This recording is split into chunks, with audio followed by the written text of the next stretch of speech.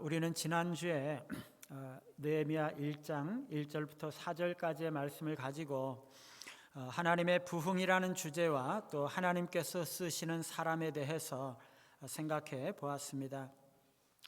교회가 어두워지고 침체해져서 거의 죽음 가까이 갔을 때마다 하나님은 이 땅에 성령을 부어주셔서 교회와 성도들의 심령에 생명과 은혜를 주시고 교회를 소생시키시고 신앙을 회복하시는 일들을 교회 역사 속에서 종종 이루어 오셨습니다.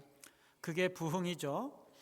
성령이 하늘로부터 물 붓듯이 부어져서 강력한 성령의 역사가 나타나고 교회가 참다운 교회의 모습을 회복하고 성도가 참다운 성도의 모습을 회복하고 교회와 성도의 영광스러움이 이 세상 속에 찬란하게 드러나게 될 때, 그때가 바로 부흥이 임하는 것이죠.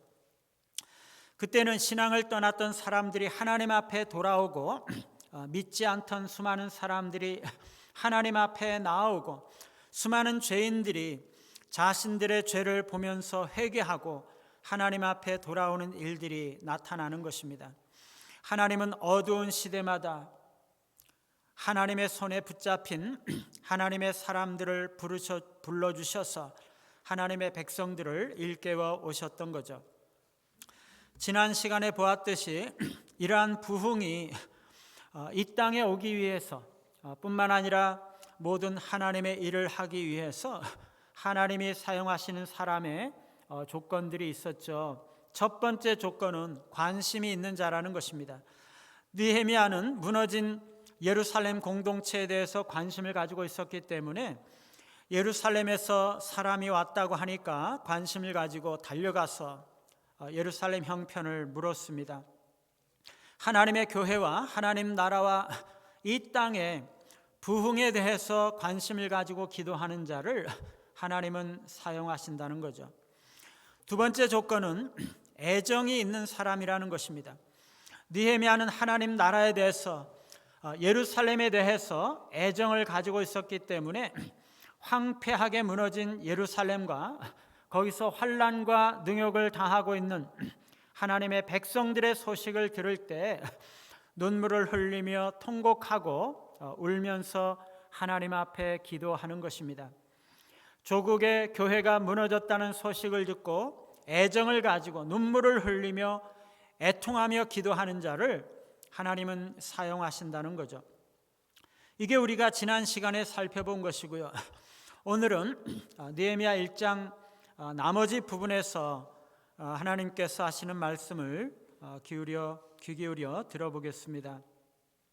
하나님께 쓰임받는 사람의 세 번째 조건은 회개하는 자라는 것입니다. 5절로 7절 말씀에 보면 느헤미야는 기도하기 시작하고 있습니다. 우리가 기도할 때는요,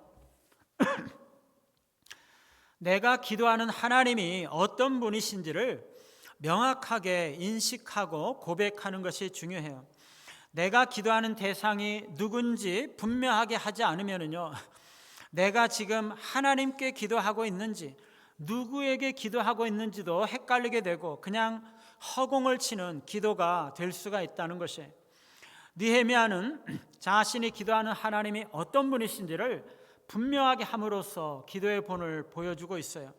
5절에 보니까 이르되 하늘의 하나님 여호와 크고 두려우신 하나님이여 주를 사랑하고 주의 계명을 지키는 자에게 언약을 지키시며 긍휼을 베푸시는 주여 간구하나이다.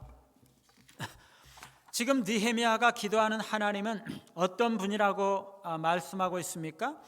하늘의 하나님이죠. 하늘의 하나님.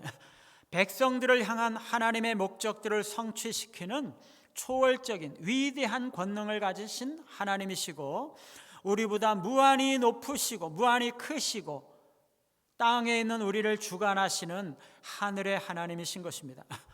그리고 하나님은 크시고 두려우신 하나님이시다라고 고백을 하고 있죠. 거룩하신 하나님, 크신 하나님이시기 때문에 죄에 대해서 진노하시고 사람들을 향해서 두려움을 자아내시는 거룩의 하나님이시다라는 것입니다. 뿐만 아니라 그 하나님은요, 주를 사랑하고 주의 계명을 지키는 자에게 언약을 지키시는 하나님이시다라고 고백을 하고 있어요. 우리가 하나님을 사랑하고 하나님의 계명을 지키면 우리도 하나님에게 언약을 지키시는 하나님이시다, 그 말입니다. 그리고 하나님은 긍휼을 베푸시는 하나님이세요. 우리는 가끔 불쌍한 사람들을 불쌍히 여기지 못하지만 하나님은 불쌍한 사람들을 불쌍히 여기고 긍휼을 베풀어 주시는 하나님이시다, 그 말입니다. 느헤미야는요, 자신이 지금 기도하는 하나님이 하늘의 하나님 여호와, 크고 두려우신 하나님, 언약을 지키시는 하나님, 긍휼을 베푸시는 하나님이시라는 것을 분명하게 인식하면서 확실히 하나님을 믿고 의지하며 나아가고 있는 것이죠. 6절과 7절에 보면은요, 느헤미야가 본격적인 기도를 하기 전에 먼저 회개하고 있습니다. 이제 종이 주의 종들인 이스라엘 자손을 위하여 주야로 기도하오며 우리 이스라엘 자손이 주께 범죄한 죄들을 자복하오니 주는 귀를 기울여 눈을 여시사 종의 기도를 들으시옵소서. 나와 내 아버지의 집이 범죄하여 주를 향하여 크게 악을 행하여 주께서 주의 종 모세에게 명령하신 계명과 율례와 규례를 지키지 아니하였나이다. 여러분, 우리가 기도하기 전에 기도하기보다 먼저 회개를 해야 되는 이유가 뭔가요? 죄는 하나님과의 관계를 가로막기 때문에 기도의 막힘을 제거하기 위해서는 회개가 필요한 것입니다. 죄는요, 하나님과 우리 사이를 가로막는 장벽이죠. 죄가 있을 때에는 하나님께 간구하고 싶어도 죄로 인해서 하나님과 단절되어 있기 때문에 기도가 상달되지 않습니다. 회개는 이 막힌 담을 허무는 작업이죠. 진정한 기도는 회개에서부터 시작이 되고 회개 없는 기도는 하나님 앞에 나아갈 자격이 없는 것이죠. 죄를 품은 채 하나님 앞에 나아가는 것은요, 마치 어두운 안개 속에서 햇빛을 보려는 것과 같아요. 기도의 통로를 회복하려면 반드시 내 속에 숨겨진 죄를 토설하고 하나님 앞에 정직하게 서야 하는 것이죠. 이 느헤미야는요, 본격적인 기도를 시작하기 전에 먼저 회개하고 있어요. 느헤미야는 이스라엘 자손이 주께 범죄한 죄들을 자복합니다 라고 고백을 했죠. 또 그는 나와 나의 아비 집이 하나님 앞에 범죄했습니다 라고 자복하고 있어요. 느헤미야가 기도했던 그 공동체 이스라엘의 죄가 무엇입니까? 7절에 보니까요, 주께서 주의 종 모세에게 명령하신 계명과 율례와 규례를 지키지 않은 것이죠. 모세의 율법, 모세의 규례, 하나님의 말씀을 지키지 않았다는 것이에요. 사랑하는 여러분, 지금 이스라엘이 나라가 망하고 그 공동체가 열국 중에 흩어져서 이스라엘 백성들과 심지어 느헤미야 자신도 지금 바벨론에 와 있는 것이 무엇 때문인가요? 바로 이스라엘 민족이 범죄해서 하나님께 징벌을 받았기 때문이죠. 지금 예루살렘 성이 무너져서 황폐하게 되고 남은 자들이 환난과 능욕을 당하고 있는 것이 무엇 때문인가요? 바로 이스라엘이 하나님을 버렸기 때문이죠. 겉으로는요, 성전에 나와서 제사를 드리면서도 속으로는 세상의 것들을 사랑하고 우상을 짝하여 섬기고 간음하고 도적질하고 아내를 버리고 하나님의 말씀을 지키지 않았기 때문에 하나님께서 그들을 벌하셔서 버리신 것입니다. 그래서 예루살렘 성은 허물어져 버리고 성문들은 불타 없어졌던 거죠. 느헤미야가 이것을 인정하고 있는 것입니다. 그래서 나와 내 아비 집이 범죄했다라고 말하고 있는 거죠. 여러분, 제가 언젠가 인터넷 뉴스를 보니까요, 그 개가 주인을 물었다는 것이에요. 그런데 그 밑에 보니까 어떤 사람이 댓글을 달아놨는데 이게 다 대통령이 잘못해서 나라가 망조가 된 것이다 이렇게 적어놨더라고요. 충격이죠. 아니, 어떻게 개가 사람을 물었다는데 그게 대통령 때문이라고 욕을 할 수가 있습니까? 심지어 관광버스가 산에서 굴렀다 해도 대통령 탓이라고 욕하더라고요. 사람들은요, 다 남 탓만 합니다. 자기가 먼저 회개하려고는 하지 않죠. 나라가 어려우면 다 정치인들 탓입니다. 사회가 각박해지면 다 지도자들 탓이죠. 자기 집안이 이렇게 된 것도 다 부모 탓이고 자식 탓이고 남 탓이지 자기 탓은 아닙니다. 자기 잘못이라고는 않는 거죠. 자기 책임이라고는 말하지 않습니다. 남들 실수한 것은 아무리 작은 것이라도 그냥 지나가지 못하고 자기 잘못은 조금도 말하지 않습니다. 그러나 여러분, 우리가 하나님 앞에 우리의 잘못을 인정하고 하나님께로 돌아올 때 하나님께서 돌아오시는 것입니다. 내가 먼저 회개해야 되는 거죠. 그래서 느헤미야는 회개하고 있는 것입니다. 느헤미야는요, 회개할 줄 아는 사람인 거죠. 그런데 여러분, 이 느헤미야가 과연 무슨 잘못을 했습니까? 느헤미야는요, 예루살렘이 멸망할 때 태어나지도 않은 사람이었어요. 예루살렘이 멸망을 당하고 남은 자들이 환난을 당하는 것에 대해서 느헤미야는 아무런 잘못이 없었던 사람이에요.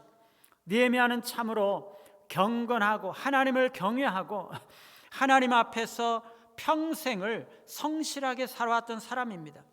그런데 왜 그가 자기가 범죄했다고 말하고 자기의 아비집 즉 이스라엘 민족이 범죄했다고 고백하고 있는 거죠?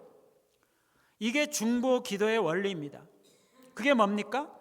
다른 사람을 나와 동일시하는 것이죠. 나를 그 사람과 동일시하는 것입니다. 그래서 그 사람의 입장에서 그 사람을 대신해서 기도하는 거죠. 다른 사람의 처지를 나의 처지로 동일시하는 것입니다. 공동체의 아픔을 나의 아픔으로 처절하게 아파하고 함께 아파하는 거죠.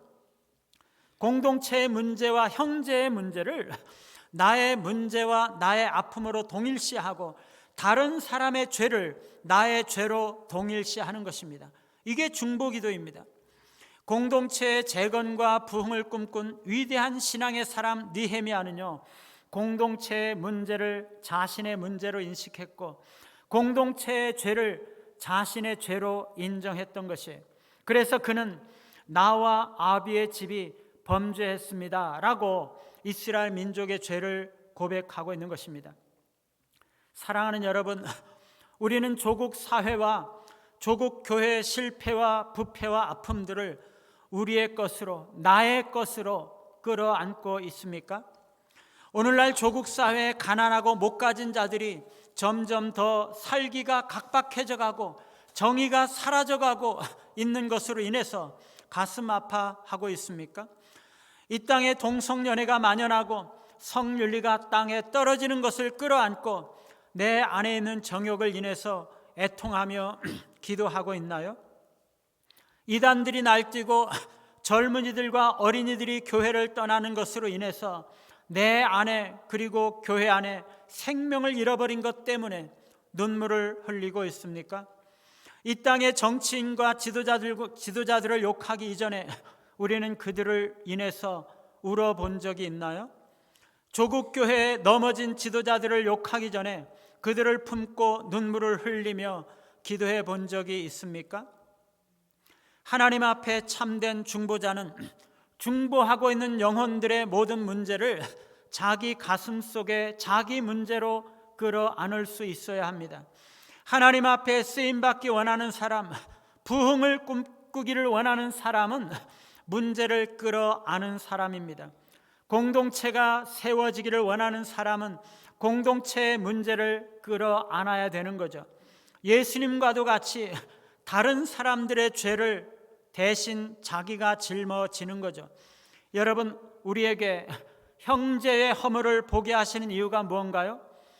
우리에게 공동체의 연약함을 보게 하시는 하나님의 의도가 무엇입니까? 그것은 우리에게 그 형제나 공동체를 비판하거나 원망하라는 것이 아니죠. 바로 그 형제와 공동체를 위해서 기도하고 그 문제를 같이 짊어지라는 것입니다. 우리에게 조국 교회의 연약함을 보게 하시는 이유가 무엇입니까? 그 문제를 끌어안고 짊어지라는 거죠. 남들을 비판하지 마시기 바랍니다. 다른 사람들을 향해서 원망하지 마시기 바랍니다. 그들의 허물과 실수를 자신의 허물과 실수로 동일시되기까지 끌어안지 못하기 때문에 남을 원망하고 비판하고 불평하는 거죠. 기도하는 사람, 중보하는 참된 그리스도인은 남을 탓하지 않습니다. 자기의 가슴 속에 그것을 끌어안고 하나님 앞에 나아가 그들을 위해서 중보하는 것이죠. 공동체의 죄를 회개하며 기도하는 자들에게 주어지는 소망이 무엇입니까? 8절 9절에 보니까 옛적에 주께서 주의 종 모세에게 명령하여 이르시되 만일 너희가 범죄하면 내가 너희를 여러 나라 가운데 흩을 것이요 만일 내게로 돌아와 내 계명을 지켜 행하면 너희 쫓긴 자가 하늘 끝에 있을지라도 내가 거기서부터 그들을 모아 내 이름을 두려고 택한 곳에 돌아오게 하리라 하신 말씀을 이제 청하건대 기억하옵소서. 여러분, 여기서 느헤미야가 기도하고 있는 것이 한마디로 뭐냐고 하면은요, 하나님 약속을 지켜주십시오. 약속을 지키십시오. 바로 그겁니다. 여러분, 우리의 기도가 가장 호소력이 있을 때가 언제입니까? 하나님께서 하신 약속의 말씀을 주장하면서 하나님 앞에 기도할 때, 하나님 전에 이렇게 약속하지 않으셨어요. 성경에 하나님께서 이렇게 약속하지 않으셨어요. 그 약속을 지켜주세요. 이 약속대로 해주세요. 이게 가장 강력한 기도입니다. 느헤미야는요, 하나님의 약속을 붙들고 기도하고 있는 거죠. 신명기 30장 1절에서 5절에 보면은요, 과거에 하나님께서 모세에게 이스라엘 민족이 하나님 앞에 범죄해서 우상 숭배하고 하나님을 떠나면 하나님께서 그들을 이방 민족들 가운데 흩어지게 하실 것이라고 말씀하셨거든요. 지금 그 말씀대로 이스라엘 백성들이 범죄했었기 때문에 그들이 바벨론 포로로 사로잡혀와 있는 것입니다. 그런데 만일 백성들이 회개하고 하나님께로 돌아와 하나님의 계명과 말씀을 지키면 그들을 다시 그들의 땅으로 돌아오게 하시겠다는 것이, 이스라엘 백성들이 하나님께로 돌아와서 하나님의 율법과 말씀을 청종하면 하나님께서 마음을 돌이키시고 이스라엘 백성들을 긍휼히 여기셔서 포로에서 돌아오게 하실 것이라는 말씀이세요. 쫓겨간 자들이 하늘가에 있을지라도 하나님께서 거기서부터 이스라엘을 모아 이끌어 내실 것이라는 말씀이세요. 하나님께서 지금 그렇게 약속하셨는데 느헤미야가 지금 그 약속을 이제 기억해 주십시오라고 기도하고 있는 거죠. 하나님은요, 백성들이 하나님께로 돌아와서 계명을 지키면 그들이 어디에 있든지 모아서 돌아오게 하시는 분이세요. 하나님은요, 우리가 계명을 지킬 때 우리를 하나님께로 돌아오게 하시고 하나님 자신은 우리에게 돌아오시는 분이세요. 백성들이 하나님을 떠나면 그들을 흩어버리시지만 만일 흩어진 공동체가 하나님께로 돌아와서 하나님의 말씀을 지킨다면 하나님은 그 흩어진 사람들을 다시 돌아오게 하시는 것입니다. 나라가 망하고 공동체가 무너지고 백성들이 열방으로 세상으로 다 흩어지고 쫓겨갔을지라도 백성들이 하나님께로 돌아와 그 말씀을 지키기 시작하면 하나님은 그들을 회복시키시고 돌아오게 하신다는 것입니다. 사랑하는 여러분, 오늘날 이 땅의 교회가 바벨론 포로로 사로잡혀간 이스라엘 백성들과 같지 않습니까?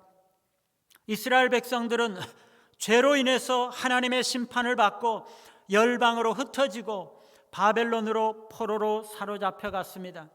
마찬가지로 이 땅의 교회는 많은 사람들이 신앙이 희미해지고 세상을 사랑함으로 하나님을 떠나 세상으로 흩어지고 있습니다. 수많은 지도자들이 권력과 물질과 정욕의 노예가 되어서 무너지고 있습니다. 교회가 서로 싸우고 갈라지고 세상의 조롱과 비방을 당하고 수많은 성도들이 교회를 떠나서 돌아오지 않고 있습니다. 그래서 수많은 가난한 성도들이 나타나고 있죠. 그런데요, 교회의 남은 자들이 하나님께로 돌아와 하나님의 말씀을 지키기 시작하면 하나님께서 세상으로 흩어졌던 사람들을 다시 돌아오게 하실 것이라고 약속하고 계세요. 우리가 하나님 앞에 돌아와 하나님의 말씀을 지키면 교회를 떠났던 자들이 돌아온다는 것입니다. 신앙과 예배를 소홀히 여기고 언약을 저버린 백성들이 심판을 받아서 하늘 끝까지, 땅 끝까지 흩어지고 교회가 황량하여졌을지라도 그의 백성들이 하나님께로 돌아와 그분의 말씀에 순종하기 시작하면 하나님은 그들을 다시 모으기 시작하신다는 것입니다. 사랑하는 여러분, 교회에 남아있는 우리가 먼저 신앙을 회복해야 합니다. 우리가 먼저 계명을 지키고 우리가 먼저 하나님께로 돌아가야 합니다. 많은 그리스도인들이 상처받고 마음이 무너져서 하나님 앞에 신앙을 잃어버리고 마음이 흩어져 있지만 우리가 먼저 신앙을 회복하고 하나님께로 돌아갈 때 하나님은 흩어진 자들을 모으시겠다는 것입니다. 우리가 지난날 공동체의 죄들을 회개하고 말씀으로 돌아갈 때 하나님께서 우리를 모으시는 것입니다. 사랑하는 여러분, 이것을 믿습니까? 다른 길이 있는 것이 아닙니다. 우리가 하나님께로 돌아와 다시 하나님의 말씀을 지키고 하나님 앞에 순종할 때 하나님께서 공동체를 회복하시는 일이 이루어지는 것입니다. 느헤미야는 공동체를 끌어안고 기도하며 회개하고 있는 거죠. 하나님은 회개하는 자를 사용하셔서 하나님의 약속을 이루시는 것입니다. 마지막 네 번째, 하나님은 헌신하는 사람을 사용하십니다. 11절 말씀에 보니까요, 주여 구하오니 귀를 기울이사 종의 기도와 주의 이름을 경외하기를 기뻐하시는 종들의 기도를 들으시고 오늘 종이 형통하여 이 사람 앞에서 은혜를 입게 하옵소서 하였나니 그때 내가 왕의 술관원이 되었느니라. 여기서 종이 누구죠? 느헤미야죠. 종들은 누굽니까? 느헤미야와 함께 기도하고 있는 기도의 동역자들입니다. 느헤미야는요, 하나님 앞에 자신이 기도하고 있을 뿐만 아니라 하나님을 경외하며 같은 비전을 품고 있는 동역자들과 함께 기도하고 있는 거죠. 여러분, 우리 교회가 정말로 기도가 많이 필요해요. 교회 직분자들은 물론이고 우리 모두가 이 공동체가 회복되기 위해서 느헤미야의 동료들과도 같이 기도의 동역자가 되어야 하는 것입니다. 그런데 여러분, 여기서 느헤미야가 결국 기도하고 있는 구체적인 기도의 제목이 뭔가요? 오늘날 종으로 형통하여 이 사람 앞에서 은혜를 입게 하옵소서. 이게 무슨 뜻입니까? 여기서 이 사람이 누구죠?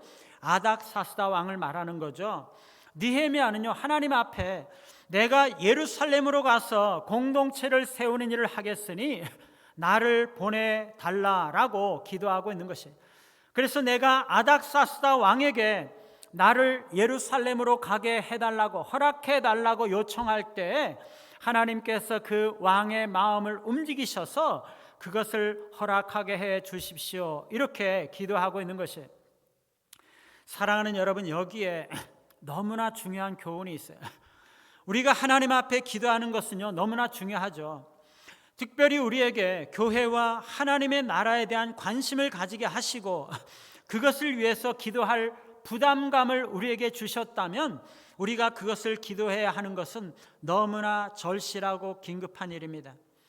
우리가 기도하지 않으면 하나님께서 응답하시지 않으시죠. 그러나 여러분, 우리가 하나님께 이것저것을 해달라라고 기도할 때 반드시 주의해야 할 것이 있어요. 그 기도의 제목이 이루어지기 위해서 하나님께서 나의 손과 발을 필요로 하신다면 그것은 반드시 내가 순종해야 한다는 것입니다. 사랑하는 여러분, 내가 하나님 앞에 헌신하지 않고 어떻게 우리가 하나님 앞에 하나님의 역사를 일으켜 달라고 기도할 수가 있겠어요? 내가 할 수 있는 일을 하기로 다짐하면서 하나님 앞에 기도할 때 하나님은 그 기도에 응답하시는 거죠. 하나님 앞에서 나의 책임을 감당하지 않고 어떻게 나의 권리와 하나님의 약속을 주장할 수 있습니까? 무슨 양심으로? 공동체에 부흥이 오게 해달라고 기도하면서 내가 부흥이 오게 하는데 필요한 나의 사명을 아무것도 감당하지 않고 있다면 그것은 거짓된 소망이고 거짓된 기도인 것이죠. 내가 이 사람을 사랑하게 해 주십시오 라고 기도하면서 나는 그 사람을 사랑할 아무런 행동을 하지 않는다면 나는 거짓 기도를 하고 있는 것이에요. 그렇기 때문에 우리가 하나님 앞에 기도할 때 반드시 내가 그 일을 위해서 하나님 앞에 드릴 수 있는 것, 드려야 하는 것은 드려야 하는 거죠. 느헤미야는요, 공동체에 무너진 것을 보고 하나님의 나라 이스라엘의 회복을 위해서 기도하면서 하나님께서 원하시면 나의 작은 것이지만 내가 거기 가서 주님을 위해서 이 작은 것이나마 드려 주를 위해 일하겠습니다 라고 기도하고 있는 것이에요. 하나님께서 조국 이스라엘을 회복하는데 부족하지만 내가 필요하시다면 나를 기꺼이 드리겠습니다, 그런 결단이 들어가 있는 것입니다. 여러분, 우리가 그냥 하나님 앞에 기도하기만 하면 되는 것이 아닙니다. 그 기도가 이루어지기 위해서 우리가 하나님 앞에 드릴 수 있는 것은 무엇이든지 물고기 2마리에 지나지 않는 것이라 할지라도 그것을 하나님 앞에 드릴 때 하나님께서 그것을 사용하셔서 하나님의 일들을 이루시는 것입니다. 우리가 조국의 교회와 하나님의 공동체를 회복시켜 달라고 기도할 때 그 기도가 하나님 앞에 진실한 기도로 드려지기 위해서는요, 우리의 희생과 헌신과 봉사가 반드시 있어야 하고 뼈를 깎는 그러한 아픔이 있어야 하는 것입니다. 그런데 여러분, 11절 끝에 보니까요, 느헤미야는 왕의 술관원이 되었었다라고 말씀하고 있어요. 여러분, 왕의 술관원이 되었다는 것이 뭐가 그렇게 중요하길래 이 느헤미야서를 기록을 하면서 그 끝에 그렇게 달아놓았을까요? 우리 중에는요, 혹시 술이나 따르는 웨이터 같은 사람이 뭐 그리 대단하냐 이렇게 생각할지 모르지만 그 당시의 술관원은 대단한 직책이었어요. 술을 선택하는 기술을 가졌을 뿐만 아니라 왕이 마시는 술에 독이 들었는지를 확인해 보는 아주 중요한 직책이죠. 왕의 생명과 직결되는 그런 일을 아무에게나 맡기지 않겠죠. 뿐만 아니라 술관원은요, 대개 왕에게 쾌활하고 재치 있는 동무가 되어서 비공식적인 대화와 상담을 통해서 왕에게 상당한 영향력을 주고받는 사람인 것입니다. 느헤미야는 그만큼 왕에게 신임을 받고 있었던, 말하자면 권력의 중심부에 있었던 사람인 거죠. 느헤미야가 어떤 인물이라고요? 민족적인 절망기에 홀로 출세했던 군계 일학 같은 사람이었던 것이죠. 모든 사람들이 다 포로의 서름을 받고 살아갈 때 그는 왕의 총애를 받는 특권을 누리고 있었던, 너무나 잘 나갔던 성공한 사람이었던 거죠. 그 정도면은요, 혼자 잘 먹고 잘 살고 민족이니 조국이니 교회니 공동체니 신앙이니 이러는 거 나 몰라라 하면서 얼마든지 살 수도 있었어요. 그런데 그가 나라가 망한 지 70년 그리고 80년이 지난 150년 이상 지난 지금, 그 옛날의 이스라엘과 예루살렘을 비록 그가 이방 땅에서 태어나서 자란 이후에 한 번도 거기에 가보지 않았지만 조국과 하나님의 공동체를 생각했다는 것이에요.